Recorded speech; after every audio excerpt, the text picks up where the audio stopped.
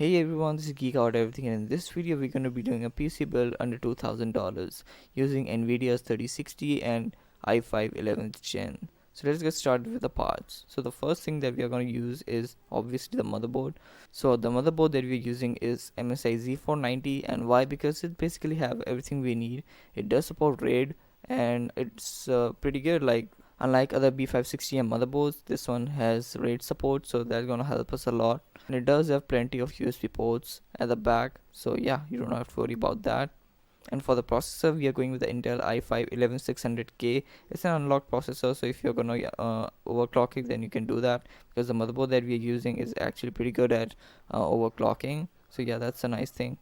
And now for the cooler, we are going with the NZXT Kraken X53, which is not that much fancy, but it does the job pretty well. And yeah, that's about it. And for the memory, we are going with the Corsair Vengeance RGB Pro 16GB to 8GB sticks, which is 3200 megahertz CL16. So yeah, that's about it. And for the storage, we are going with a Samsung 970 Evo Plus, which is 500 gigabyte, but it just comes down to your personal preference, like how much storage you want. Like you can go with a 1 TB as well, but for the start, I'm going with a 500 gigabyte.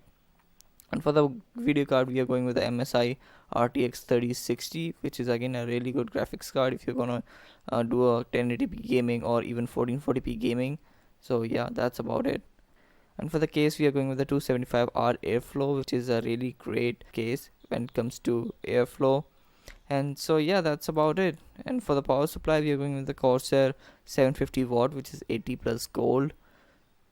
So yeah guys, that's about the part guide video, and if you have any question regarding that, let me in the comments below. I'll be really happy to help you. And if you just simply like this video, hit the like button. If you haven't subscribed yet, hit the subscribe button, that'll be really helpful.